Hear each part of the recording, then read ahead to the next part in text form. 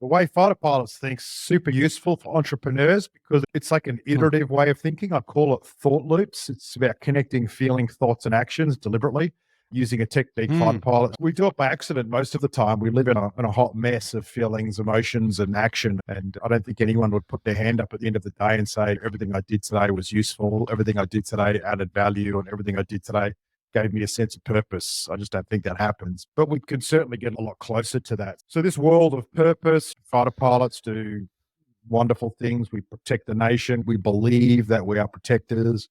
We complete a $15 million training program, and it's all about processing insurmountable amounts of information at a rapid velocity and making really great decisions.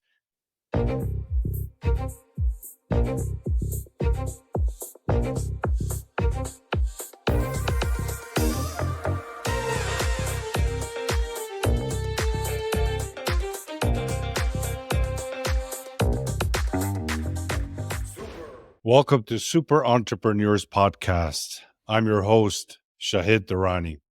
Today we have with us Christian Boucousis. Christian, as a presenter, Boo is a force of nature who can start or close any event and engage an audience like none other. He's energetic, charismatic, surprisingly inspiring, and his deep performance mindset will empower your teams to tackle disruption head on and be successful every time. High performance mindset, which creates genuine momentum for you and your organization for years to come. As a best-selling author, Boo is also a living, breathing example that you can achieve anything you set your mind to. Welcome, Boo, to our show. Thank you. I really appreciate it. Really looking forward to it. Your work that you do with people sounds very foundational. Can you speak more about how you get to that level with people and how you motivate them at that basically deep level where they start performing a lot more? Yeah, it's a long story, actually, because it started when I was about five, I think, when I went to an air show and had my first exposure to fighter jets. And whilst I was at that air show, I remember watching these big, incredible machines, would have been late 80s, early 90s, taxiing past, and the smell of the jet fuel and the sun glistening off the canopies and the fighter pilots in the cockpit. And I just thought it was incredible, just Star Wars come to life. And as I watched these airplanes fly overhead at this astonishing speed, I was caught off guard by one that flew very low and right over my head. And I saw the shadow on the ground before I heard it. And I couldn't quite comprehend in my little 5-year-old mind what was going on to cause an airplane flying past without any noise. But before I could finish the thought, this enormous wave of raw engine noise smashed into me and I burst into tears. And I think at that moment, two worlds collided, the world of fear at the noise and the world of wonderment. I just thought it was amazing. And as I reflect on life, I think it's those moments in time where we feel this connection between purpose and reality. And that drove my first career. And when I was 21, I started flying F-18 Hornets. I was a fighter pilot in the Royal Australian Air Force. And it was a career I had for over 11 years before being medically discharged, being forced into business, disappeared into Afghanistan to set up a humanitarian projects company, grew that, sold that, segued into hotel and property development, into publishing. And about 8 years ago, I stumbled across an organization called Afterburner that taught people how fighter pilots think and how we work and our culture. And when I sat in that room and saw that presentation, the two worlds collided for me. The world as an entrepreneur, where I'd successfully founded and built 3 multi-million-dollar businesses. Well, founded 2, and the third one was almost out of business. I had to resuscitate. It was effectively a startup.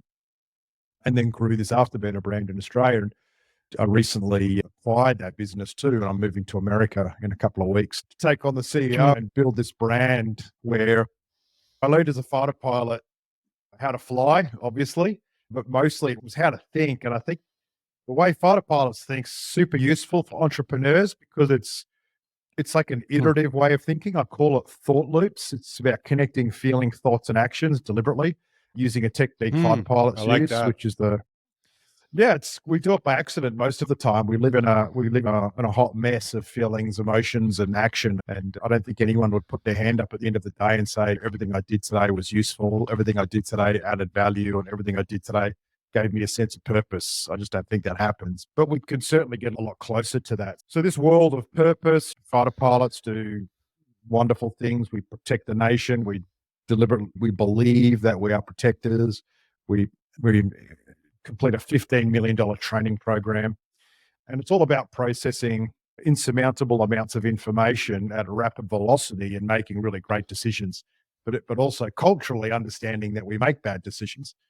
And that's okay. In our culture, it's okay to make a mistake. It's okay to make a bad decision. What we don't like to see is the same mistake or the same bad decision. So we have a hyperactive learning curve, which is called debriefing. And it's, I would say, probably the most simple conversation. If you look at it on a piece of paper, it's only 4 steps, but it's also the most challenging conversation because it's all about accountability and what we as a team at Afterburner call the nameless and rankless culture, where you can walk into a room of your peers and for a moment in time, might be 5, 10, 20 minutes, maybe an hour, we all park our egos at the door. Doesn't matter whether you're the CEO or the brand new frontline employee. In that room, we're just all about the facts. We're all about figuring out what went right, what went wrong. And the magic's not in identifying what we did right or wrong. The magic's creating an action, something you can do about it that afternoon or the very next day.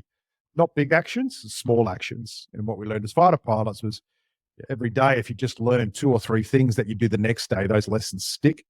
And you just incrementally improve 1% per day until culturally fighter pilots deliver on their strategy 98% of the time, which I realize now 17 years in business is a statistic that most businesses freaking dream of, getting even halfway to 98% each and every year. So that's a short story long, Shahid, in terms of what motivates me really is having done a lot of this for myself for many years now.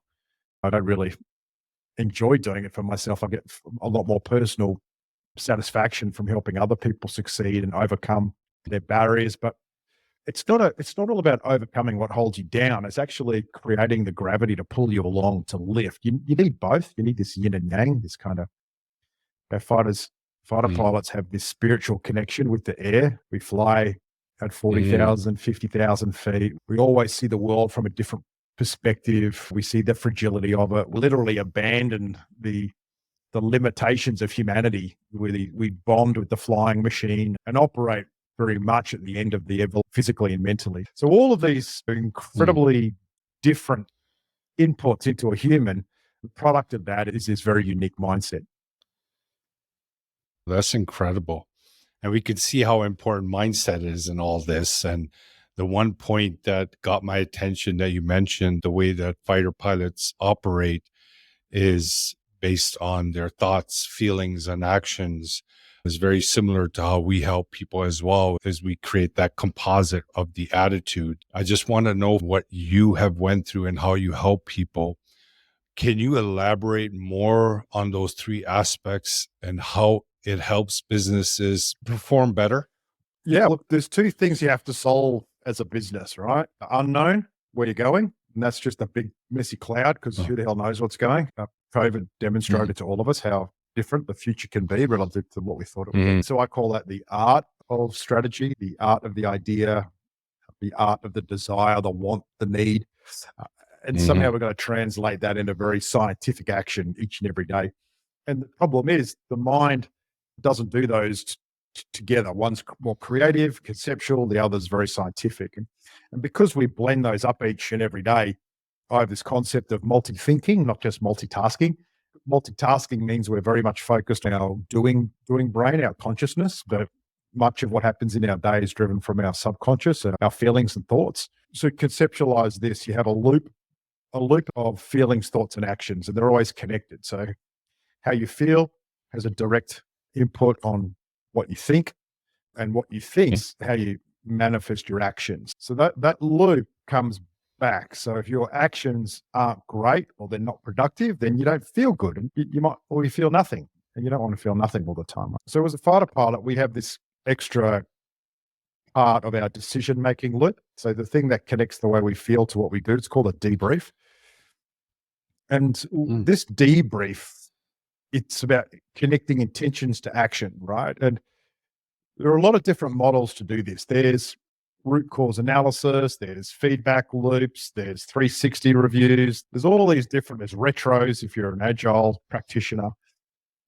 But at its core, when you strip away all the detailed way in which you can reflect as a human being, the debrief is about action. So we ask ourselves, what did I set out to achieve? And often when it comes to debriefing, the answer to that question is, I don't know. I just don't know what I'm trying to achieve. I don't know where I'm going. And I just don't know what good looks like. And the beauty of debriefing is it pushes you to figure that out. Like you don't really fulfill a purpose or connect with a sense of purpose by accident. I connected with mine by accident, but then lived it. And it wasn't an accident that I was at the air show. I was already interested in airplanes. I took the effort to go out there and watch the show. So we start with our intention. What does good look like? The next question we ask ourselves, and this is the tough one, is where am I right now? And there's always a gap in life. There's always a gap between what you want and where you are.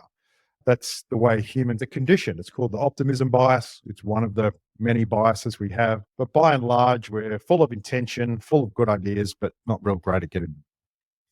So this gap can be big or small. We want to try and find the big gaps, because if we solve big gaps, the little ones look after themselves. And to do that, we just ask another simple question, which is, why is there a gap there? Simon Sinek always talks about starting with why. But as fighter pilots, we also end with why, because we say, why am I not there yet? And this is the most challenging question humanity has. Like the goal is to have a clean environment. The result is we live in a garbage dump. Why? And it's some of it's, when you look at it at scale, it's hard to answer. But when you look at it at a personal scale, it's very easy, where you say, I want a clean environment. The result is I don't pick up my rubbish. The result is there's rubbish outside. The reason for that is because I'm probably too busy. I'm apathetic. So the most important part of the debrief is the fourth step, which is the action. So the action is, tomorrow, I'm not going to walk over any litter. Tomorrow, I'm not going to buy food that's in single-use plastics. So what we do is we take a big existential issue, but break it down to me. And imagine if everyone did that. Imagine if everyone just said, oh, I walked out on the street today, there was garbage. What I was hoping for was that the street would be clean. Why is there garbage there? Because no one picked it up. What's the action? I'm going to pick it up. And that's maybe an action that is 5 seconds out of your day. But because we don't have a mindfulness or an awareness about it, we tend not to do it. So that lack of awareness translates to every aspect of your business, every aspect of your entrepreneurial enterprise. It's humanly impossible to be aware of everything. So we have to deliberately create awareness. So the way to deliberately create awareness is to debrief, to go through these 4 steps. And over time, as long as you're going the one direction towards that big goal, you will just gain more and more awareness every single day until you're the expert, until you know every aspect of your business, until you've tried every marketing plan, every digital strategy, and eventually you land it. It is impossible not to eventually land it. Just to clarify for my understanding and the audience, basically it's becoming self-aware, becoming aware of our thoughts, feelings, and actions, and bridging the knowing-doing gap in a nutshell.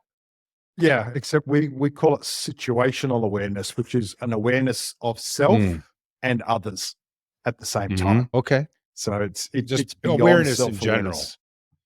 Yeah, but it's very specific to the goal. So it's impossible to have situational awareness without understanding where you're going. So the challenge, and when we don't have purpose and we're not sure where we're going, and I'm presuming if you're an entrepreneur listening to this, you know where you're going, you just don't know how to get there. Because if you don't have an idea and you just want to get rich, you're not an entrepreneur, you're a dreamer. So I'm presuming as an Yeah. entrepreneur, you have a very clear vision, but you're struggling with the actions.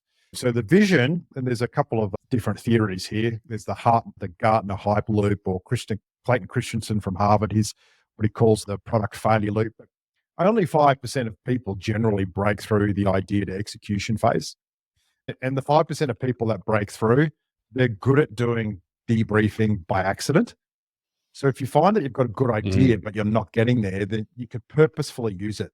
It brings you to superpower that the likes of Elon Musk and Dyson and all these science-based approaches that inventors have to products for people that may not have scientific method or may not have done physics at school. But the 4-step process, objective, result, reason, response, that 4-step process as an entrepreneur will lift your success rate. For a fighter pilot, it's 98%, right? So 98% success rate. So if you translate that to being an entrepreneur, and 1 out of 10 businesses succeed after 3 years and 9 out of 10 fail, I would say the statistics, if it works 98% for fighter pilots, it's going to work for 10% of the ones that make it. Yeah. And it worked for me. I founded 2 businesses and took a business that was about to go bankrupt and turned it into a multi-million-dollar enterprise. So it certainly works. Definitely. It's very similar to what we do as well.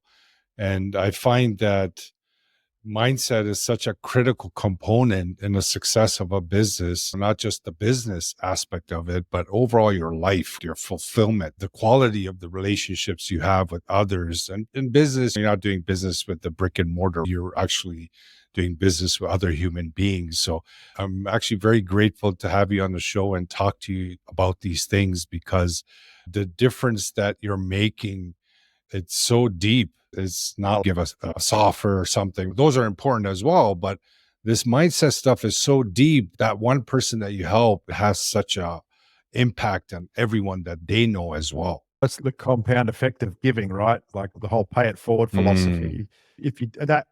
the other power to debriefing is your ability to help other people discover that, to ask them, what does good look like? Where are they today? Why do they have a gap between what they want and where they are? And there's nothing more exciting than having a problem solved together. In fact, when I look at the research on debriefing and the neuroscience behind it and the effect of it physiologically, when you debrief and turn a failure into a positive outcome, you actually get what I call the dose of energy and the dose of brain power. And it's dopamine, oxytocin, serotonin, and endorphins. Those 4 hormones and chemicals, neurochemicals, they get released because they love winning. So when you're winning and successful, that's why people who win a lot and are successful seem to have all energy all the time, and they can sleep 6 hours a day. It's because they feed off this, right? And you create it by having this conversation, because this conversation gives humans the most important thing when it comes to motivation, and that's hope. How do you feel about ego in this entire process? What do you do with ego, or is there any adjustments that you make to ego? And what are your thoughts about ego in business? Yeah, for me, I'm very post-ego. I think, like, for me, I don't believe in ego. I think ego is not great for decisions. But when I was in my 20s, and I had to be an effective fighter pilot, I needed my ego. So if you think of mindset as the mindset is the light at the end of the tunnel, the goal, the successfully doing is the confidence. So mindset's one thing, but if you're not confident, you're not going to get there. So it's that interaction is very important. And I think then you get to a point where you have to have a selfish phase of life. You have to, because otherwise you don't know what you're capable of. You just don't have time for other people when you're trying to figure yourself out. But the faster you go, the harder you push, the quicker that happens. And I certainly had being an entrepreneur, it's a hell of a roller coaster. There's a degree of self-flagellation in there. You have to love the highs and the lows. It's a bit of but I'm a much better entrepreneur now. Much better entrepreneur now than I was in my 30s. Yeah, that's wonderful. I can relate to you so much, because pre-mindset transformation, it was a very rough ride. it was oriented around trying to get to some place. And I was so focused on the results that it felt like the results were going further away from me. Having that focus, calming the ego, and being more understanding, knowledge, having that self-awareness, being aware in general, it plays such a huge part in your day-to-day operations and what you get done in a specific day. It's great conversation. Absolutely. Next question I have. Totally agree. Yeah. Next question. Yep. Exactly. The next question I have for you, Boo, is what do you feel your innermost superpower is that got you to this point in your life? For me, it is persistence, for sure. I've Mm. always been the worst of the high performers, the last person of 8 to get on the first 8, probably the last fighter pilot to get selected as a fighter pilot. But nothing's ever come naturally to me. I have ADHD, so I struggle with so when I get into a team, I'm always like, just get in. But where some people stagnate, I never stagnate. I always grow. I cannot stop learning. And I am like a dog with a bone solving a problem, whether it's a business problem, whether it's someone's personal life, whether it's an entrepreneur. The main reason I stepped out of being an entrepreneur after probably 11 years, I found I just got bored of it. I did it. You know what I mean? I'd done it. I had nothing to prove anymore. So now now for me, I get more excited by working with people or existing entities and making them better. It's still growth, but not That's awesome. Yeah. Just sit there bleeding money and stress growth, which again is something to do in your 20s and 30s, I think. You just have to go through a journey. So I'm glad to have heard what you have went through and the successes you have achieved. It's that persistence and that determination. It's that belief in your deep subconscious that gets you there. It's that consistency, that persistence that will get you to the mountaintop. And it's so great that is your superpower, Boo. It was a pleasure talking to you today and having you on the show. It's awesome. Thank you. Thanks, Shahid. I really appreciate it. Enjoy the rest of your day. Thank you so much. My pleasure. Audience, thank you once again for joining us for another episode. Take a look at Boo's information in the show notes. Take a look at his website, what he has done. Very unique perspective when coaching others or companies when it's coming from a fighter jet pilot. They have a very specific type of connection. And you can see he's very passionate about that. Again, thank you. And thank you for helping us grow. Really appreciate it. And thanks again, Boo. Thanks, Shahid. Love what you're doing. Thanks so much.